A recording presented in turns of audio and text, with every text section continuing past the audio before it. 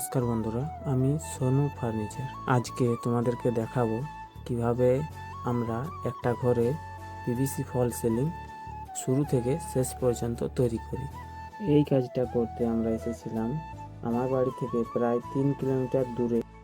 আর তার আগে একটা কথা বলি, তোমাদের ভালোবাসায় আজ আমার পেজে 50,000-এরও বেশি ফলোয়ার্স হয়েছে। আর আমার একটা ভিডিওতে 91 মিলিয়ন ভিউজ গেছে। সত্যি বলতে তোমাদের সাপোর্ট না থাকলে এগুলো কিছুই সম্ভব হতো না। সবাইকে অনেক ধন্যবাদ। চলুন এখন কাজের দিকে আসি। পিভিসি ফল সিলিং করার আগে প্রথম কাজ হচ্ছে সঠিকভাবে মার্ক করা। আমরা প্রথমে পুরো ঘরটি চারিদিকে লেভেল দেখে মার্ক করি, যাতে সিলিংটা একদম সোজা এবং সুন্দর হয়। মার্ক করার পর আমরা ফ্রেম সেট করা শুরু করি। এই ফ্রেমটি সিলিংয়ের বেস, তাই এটাকে খুব মজবুত করে লাগাতে হয়। ঠিকভাবে ফ্রেম না করলে পরে বোর্ড লাগাতে সমস্যা হয়। ফ্রেম তৈরি হয়ে গেলে আমরা পিভিসি বোর্ড কাটতে শুরু করি। ঘরের মাপ অনুযায়ী বোর্ডগুলো কেটে এক এক করে ফিট করা হয়। অনেকেই আমার ফোন নাম্বার চান, কিন্তু আমি ফোন নাম্বার দিতে পারি না এই কারণ একসাথে অনেক কল এলে কাজ করতে অসুবিধা হয়।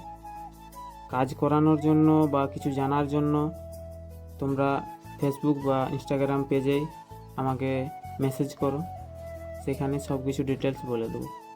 আমাদের এখানে শুধু পিভিসি সিলিং না, 2x2 board ceiling, gypsum board ceiling, carpet বা পিভিসি ফ্লোরিং এবং সব ধরনের কাঠের কাজ, যেমন বেড, টেবিল, আলমারি, টিভি ইউনিট সবই করা হয়।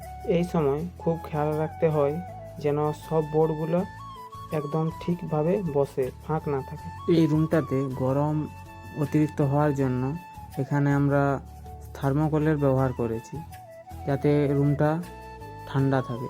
তোমরা অনেকে জিজ্ঞাসা করো আমার লোকেশন হচ্ছে ওয়েস্ট বেঙ্গল, ঝাড়গ্রাম ডিস্ট্রিক্টের গুপ্তমনির পাশে।